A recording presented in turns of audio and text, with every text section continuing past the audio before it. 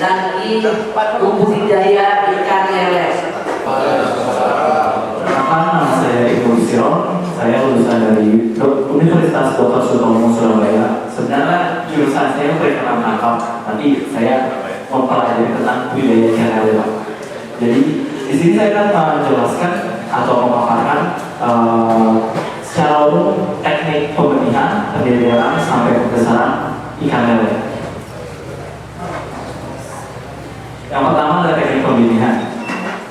Teknik pemeliharaan hidup dipelihara dalam kolam tanah, kolam atau bak, beton, plester, kolam lapis terpal, atau lapis plastik ukuran tidak terlalu besar, 2-20 meter. Kedalaman air biasanya 60-100 cm. Pada tebar 1-5 ekor, ukuran 1-4 kilo. Sebaiknya hidup jantan dan betina dipisah atau disekat. Tidak menggunakan air ini, air yang atau relatif tidak mengalir. Kualitas air dijaga stabil, suhu harian kurang lebih 3 derajat Celcius, optimal 25-28 derajat Celcius.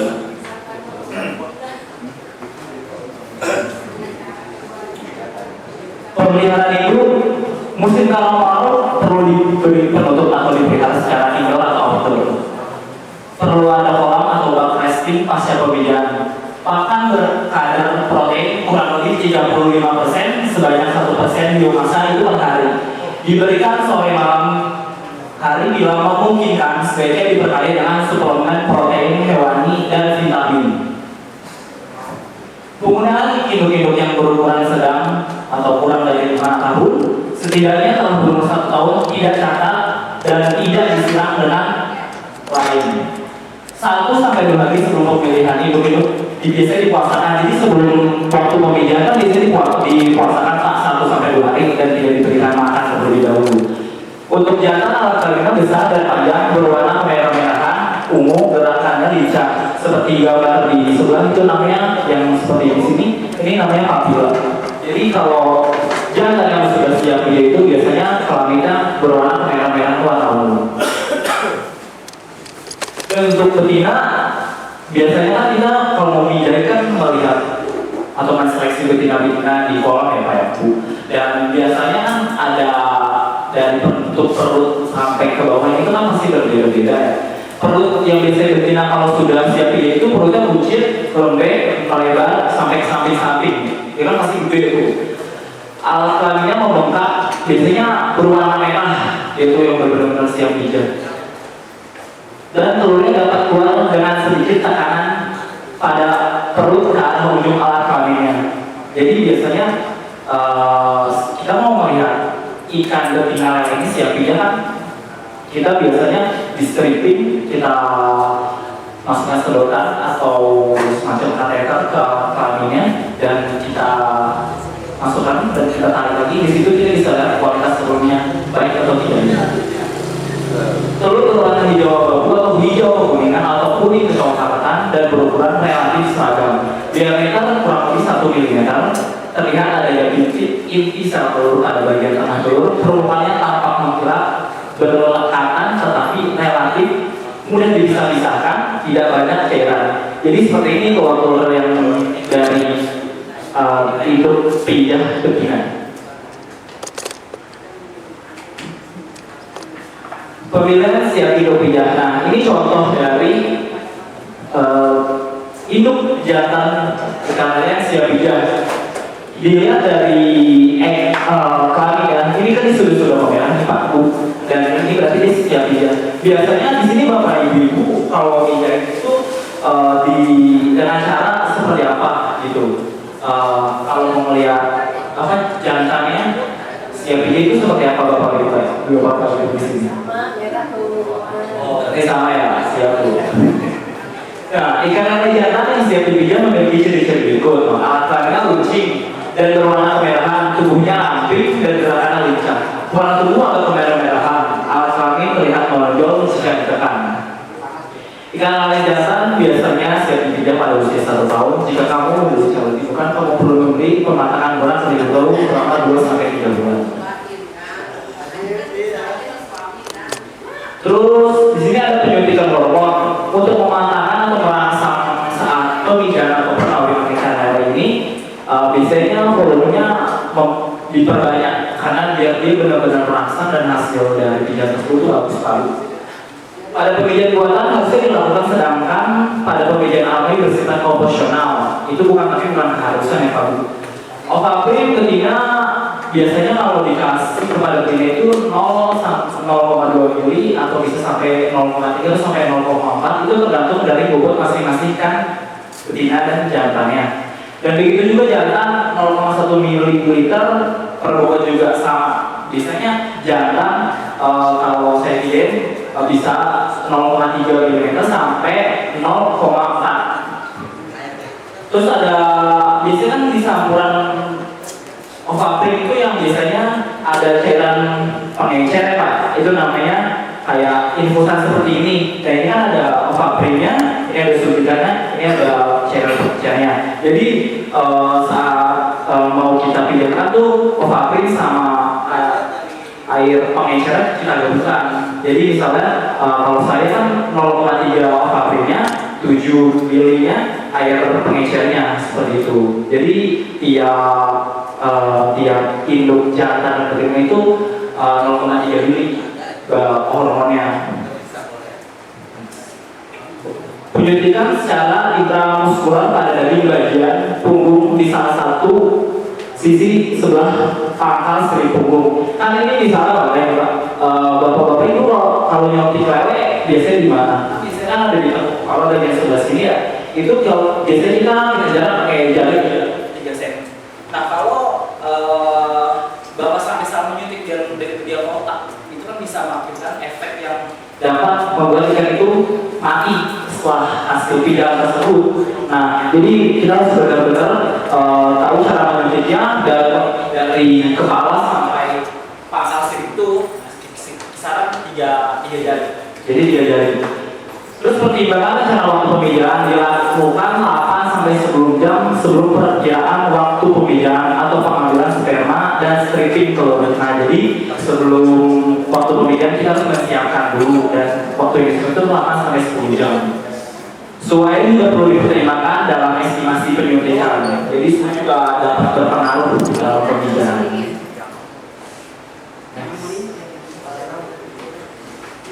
Pasangan induk matang boleh dimasukkan ke dalam bak pemijahan yang berisi air jernih setinggi 20 sampai 40 cm dan telah dilengkapi dengan akaban sebagai media penempatan telur. Kalau ibu di sini pada tahu akaban ya.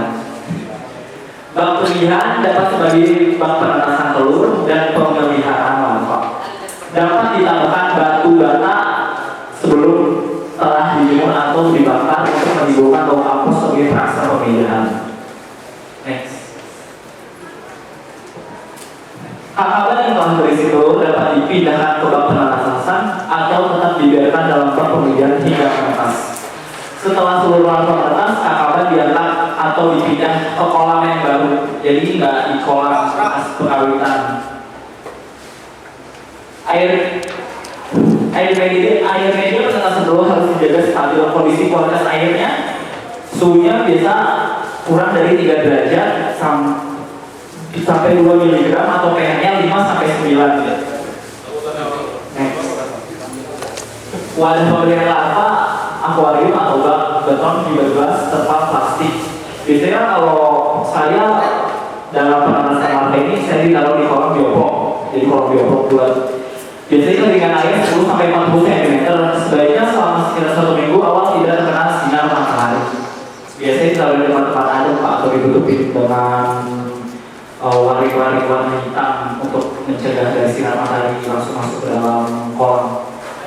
Terus menggunakan air jernih, fluktuasi suhu kurang dari 4 derajat, kadar oksigen terlalu kurang lebih 2 mg, pH-nya 5 sampai 9. Pada tebaran rendah kurang lebih 5.000 ekor, tanpa aerasi pada tebaran tinggi lebih dari 5.000 ekor dan perlu dilengkapi aerasi.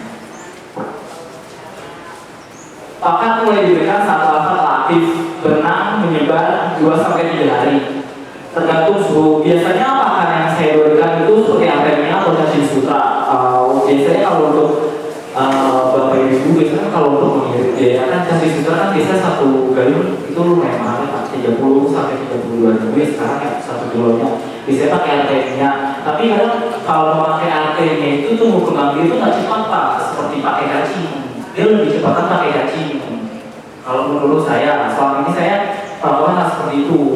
Kalau kita pakai artemia itu biasanya butuh proses untuk semalaman atau seharian untuk artemia itu mentas seperti itu Pak.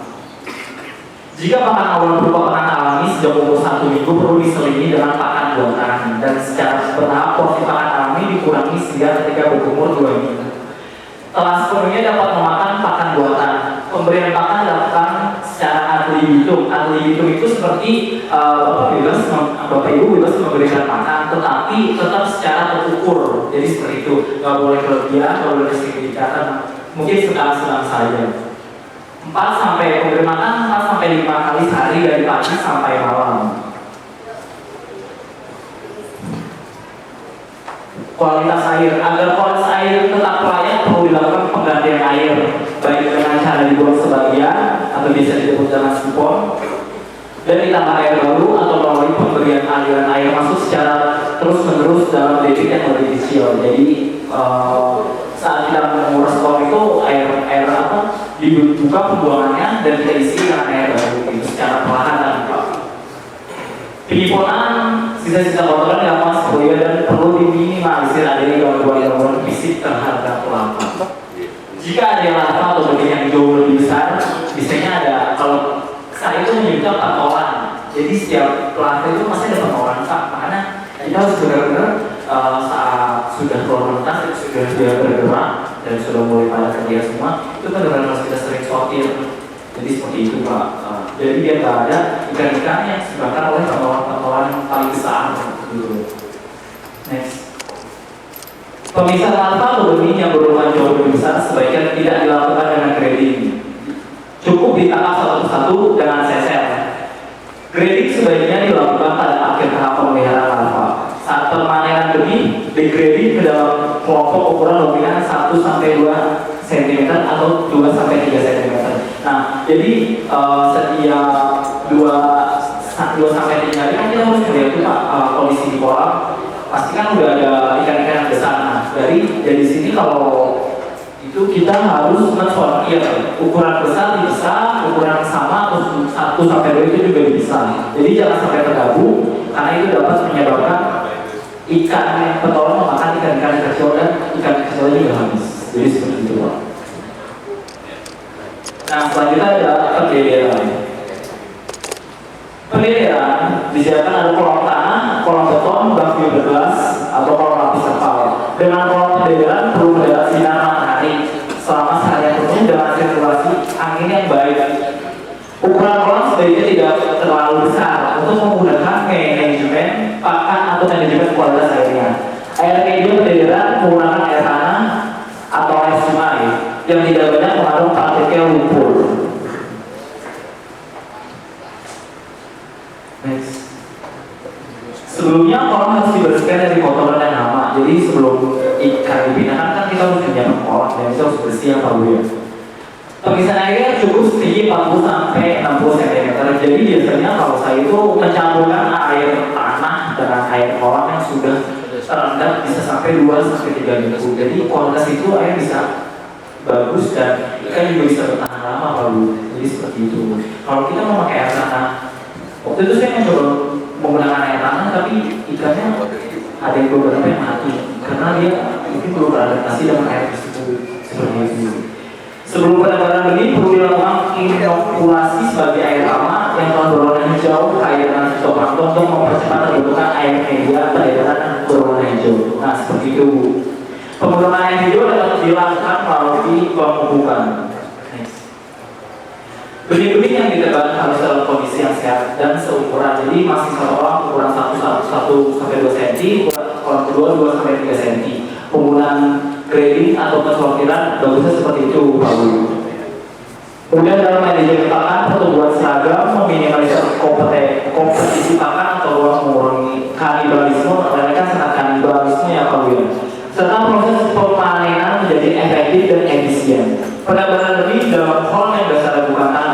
dengan air media berasal dari air sungai atau air yang berasal dari kolam atau bak lain yang bukan merupakan air jernih dilakukan bersama pada hari yang sama. Dengan waktu pengisian air bak berbeda tidak boleh terjadi pengendapan. Penambahan benih dilakukan pada pagi atau sore hari. Biasanya saya lakukan sih jam 8 sampai setengah 9 pagi. Karena kalau dulu sampai terlalu siang itu cuaca panas Pak dan sangat ngefek buat benih-benihnya, jadi bisa terjadi kematian juga. Pendederan pada kolam tanah menggunakan pada tebar yang rendah 300 sampai 500 ekor. Menjaga kualitas air sehingga tidak perlu dilakukan penggantian air. Karena penggantian air dalam kolam tanah yang berisi benih-benih masih berukuran kecil secara teknis relatif sulit dilakukan akibat adanya lumpur. Kan lumpur kan bagus juga buat perkembangan ikan. Pendederan dalam kolam beton juga gelas terpal atau plastik menggunakan pada tebaga tinggi berkisar 500 sampai 5.000 ekor. Jadi tergantung juga Pak, mungkin kalau ikan benihnya itu ada yang kurang baik di kolam terpal, biasanya kalau sama kami itu ditaruh di kolam tanah. Karena itu perkembangan lebih baik di kolam tanah dibandingkan kolam terpal Pak. Next. Pakan untuk benih harus berkualitas tinggi, jadi kaya tinggi protein supaya benih tidak terhambat tumbuh dan mudah sakit atau lemah. Limbahnya juga tidak dapat mencemari dan memperburuk kondisi air. Pemberian pakan 4 kali sehari, pagi, siang, sore, dan malam. Selama sekitar 15 hari awal masa pendederan. Pakan diberikan secara ad libitum seperti yang tadi, pemberian secara bebas tetapi secara terukur, tidak boleh lebih dan boleh kurang. Dan secara tepat pemberian pakan dihentikan jika respon benih telah mulai berkurang. Kualitas air harus dimonitor secara terus-menerus dengan memperhatikan kondisi fisik air serta tidak mengganggu benih. Kondisi air harus dipertahankan, warnanya selalu harus tampak segar. Biasanya air berwarna segar itu warna apa aja Pak Bu? Yang bisa di kolam Bapak Ibu? Kenapa? Ya benar Pak. Ditandai dengan air awalnya berwarna kecoklatan dan menjadi coklat hijau, hijau kecoklatan atau hijau muda sampai hijau pekat atau tua. Air media pendederan berkualitas bagus ditandai dengan terlihat adanya butiran-butiran partikel halus berwarna hijau yang melayang-layang di dalam badan air. Sedangkan pada bagian permukaan air tampak seperti ada bagian lapisan air. Next. Dan sepertinya kualitas air pokoknya warna terbaiknya tadi Bapak Ibu bilang warna hijau. Nah, seperti itu kualitas air dan pH-nya terbaik 5 sampai 6. Next. Indikasi mulai tercium bau kedena kan biasanya pada kolam itu ada bau kedena ya Pak Bu ya. Biasanya bekas darahnya apalagi ini kan kotorannya memang banyak banget kan. Dan biasanya perlu segera dilakukan konsultiran tadi dan diubah ke kolam baru lagi seperti itu Pak. Next. Grading harus dilakukan secara hati-hati agar benih tidak mengalami banyak luka. Jadi biasanya kan kalau seperti itu kan sering banyak luka ya Pak. Dia masuk bolong-bolong ukuran 1 sampai 2 cm itu kan bakal kan udah ada bolong-bolong itu sendiri ya. Nah makanya kita harus hati-hati dalam pada proses grading atau pencokiran ini. Next. Nah di sini ada teknik pembesaran. Pasti dipersiapkan bak dan kolam kan Pak Ibu. Wadah pemeliharaan dapat berupa kolam tanah, beton, bak fiberglass, lapis terpal atau plastik. Kolam yang akan digunakan harus dibebas dari hama berupa ikan predator, ikan gabus, atau semacam kayak predator, kayak biawak dan lain-lain.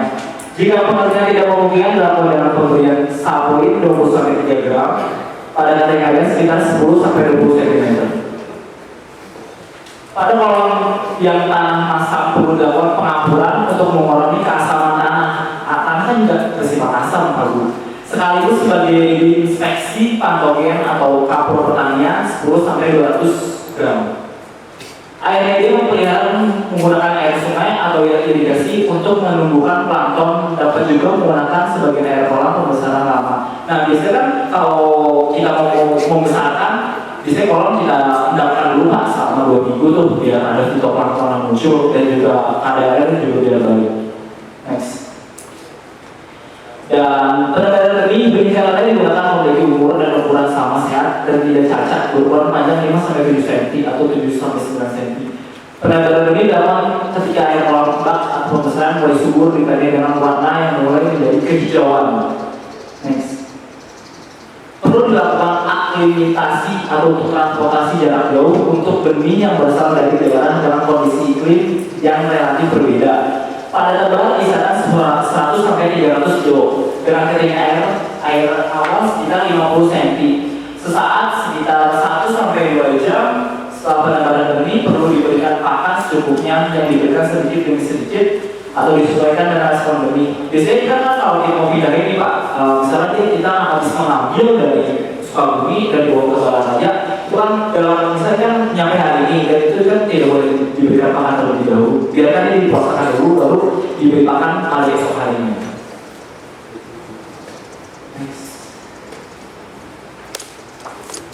Manajemen pemberian pakan. Pakan pelet apung protein kurang lebih 30% atau ukuran 2-3 mm untuk 5-7 hari. Awal pemberian kemudian secara bertahap diganti dengan ukuran butiran 3-4 mm hingga panen. Pakan diberikan pada pagi dan sore hari dan dengan waktu yang konsisten Pak. Kalau tidak konsisten kan bisa pelan-pelan dan makan temannya sendiri ya. Pakan diberikan secara ad libitum seperti tadi, disesuaikan dengan tingkat nafsu makan benih, tidak berlebihan, tersisa tidak terpakan semuanya. Kalau pakan yang tersisa di atas kolam itu dapat menyebabkan bau kolam juga Pak. Nah dari situ ikan bisa pada mau juga Pak. Next.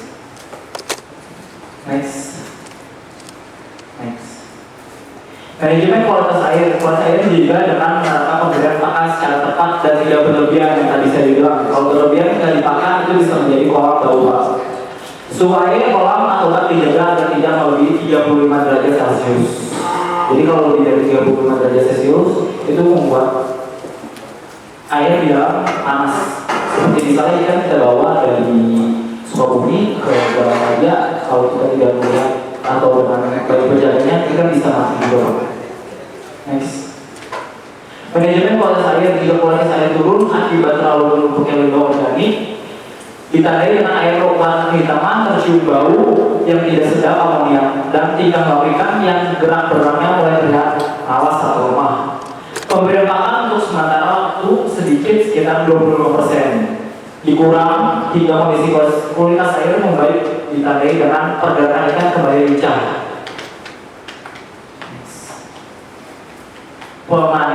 Pemanenan dilakukan ketika secara dominan lebih dari 50% benih telah mencapai ukuran size 6-10 ekor per kilo atau berbobot sekitar 100-150 gram atau sesuai dengan permintaan pasar konsumen. Sebelum panen disiapkan dulu pada penampungan ikan hasil panen berupa warna yang dipasang dalam bak atau kolam.